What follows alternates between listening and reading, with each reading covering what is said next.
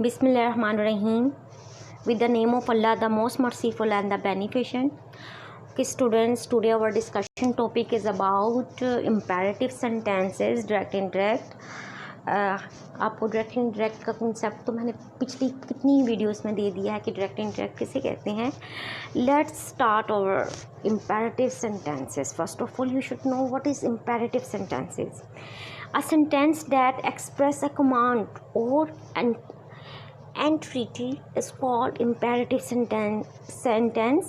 यानी कि imperative sentence को उर्दू में कहते हैं हुक्मिया जुमले, जिसमें आपको फील हो कि हुक्म दिया जा रहा है. Such a sentence usually start with first form of verb और do not and ends with full stop. जैसे कि ये सेंटेंसेस जो हैं इसमें सब्जेक्ट कोई इस्तेमाल नहीं होता, जस्ट हमने ऑर्डर देना होता है. जैसे मैं कहूँ stop it, open the window, shut the door, do not make a noise, do not disturb me. ये इम्पेरेटिव सेंटेंसेस हैं और इनमें ये जो इम्पेरेटिव सेंटेंसेस जो होते हैं या तो वर्ब से स्टार्ट होते हैं, ठीक है, या तो फिर डू नॉट के साथ इस्तेमाल होते हैं, ठीक है. चेंजिंग्स क्या हैं? अब हमने डायरेक्ट से इंडायरेक्ट करना है स्टूडेंट्स, तो चेंजिंग कैसे करेंगे? Reporting verb set is change into order, advice, requested, asked, forbid. अब देखें इम्पेरेटिव सेंटेंसेस की बहुत सी टाइप्स हैं. किसी सेंटेंस में उसने हुक्म दिया होता है, जब हुक्म देना होगा तो ऑर्डर आएगा. जब स्टूडेंट्स पेरेंट्स जो करते हैं अपने बच्चों पर, वो एडवाइस करते हैं तो हम एडवाइस लिखेंगे, ठीक है.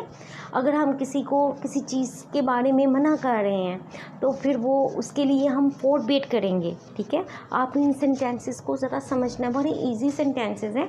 बस इसमें ये होता है कि आपको कॉन्सेप्ट का पता होना चाहिए कि सेंटेंस में क्या चल रहा है. ऑर्डर चल रहा है, एडवाइस चल रही है, या सजेशन चल रही है, इस किस्म की, ठीक है. To is use to conjunction to indirect narration of imperative sentences. जब आपने दो सेंटेंसेस को आपस में मिलाना है, दो क्लॉजेस को आपस में मिलाना है, तो आपने टू कंजक्शन का इस्तेमाल करना है.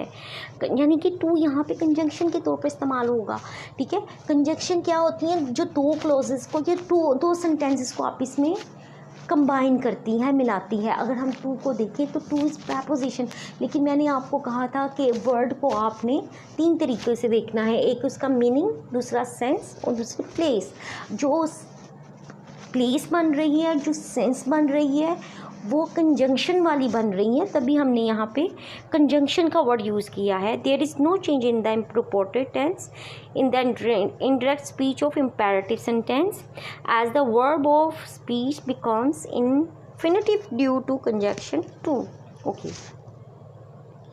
अब हम एग्जाम्पल्स की तरफ चलते हैं स्टूडेंट्स. द जज said call the next witness. अब जज जो है स्टूडेंट्स ऑर्डर करता है, हमें इतना तो पता है ना, ठीक है. द जज ऑर्डर्ड. अब मैंने कहा था उसके बाद आपने क्या इस्तेमाल करना है? टू का इस्तेमाल करना है. टू लगा दिया, आगे call the next witness, same sentence वैसे ही रहना है. सिर्फ आपने रिपोर्टिंग स्पीच वाले वर्ड को चेंज करना है, ऑर्डर, एडवाइस वगैरह लिख के उसके साथ ही आपने टू का इस्तेमाल करना है, उसके बाद सेंटेंस सेम रहेगा. He said to his sister please say something. अब प्लीज़ का वर्ड शो कर रहा है कि वो रिक्वेस्ट कर रहा है. He requested his sister to say something. अब देखिए कॉमा हटा के हमने टू लगा दिया. He said to me do not waste your time in idle talk. अब देखें, अब डू नॉट का वर्ड यूज़ हुआ है. ये दो तरह से सेंटेंस है स्टूडेंट्स. यहाँ पे एक तो एडवाइस किया जा रहा है कि फजूल बातों में अपना टाइम मत ज़ाया करो, दूसरा वो क्या कह रहा है? मना कर रहा है. तो आप ये दोनों सेंटेंस, ठीक है, आप दोनों तरीक़ों से ये सॉल्व कर सकते हैं. She advise me not to waste my time in idle talk. Your है तो जाहिर सी बात है ये ऑब्जेक्ट से चेंज होगा, जो आई बन जाएगा. She forbade me to waste my time in idle talk. The teacher said to the student, read the paragraph and explain it simple English. अब क्या है, टीचर ने क्या किया है? स्टूडेंट से पूछा है. The teacher asked the student to read the paragraph and explain it in the simple English. Next sentence है students, she said let the child play with you, अपने विद टॉयज, बच्चे को खिलौनों से खेलने दो। अब वो क्या कर रहा है, कह रहा है उसको, she asked to let the child play with toys.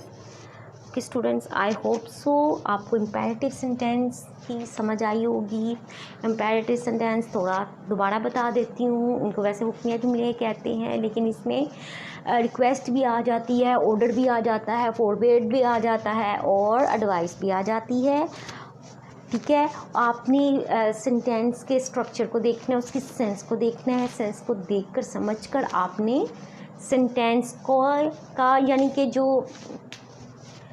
Direct speech है उनको इनडायरेक्ट स्पीच में चेंज करना है। ठीक है, I hope so students you have understood all the points which I have discussed in this video. Please subscribe this channel, share the videos with other fellows. आज के लिए इतना ही, मिलते हैं नेक्स्ट वीडियो में। मेरी तरफ से अल्लाह हाफिज़।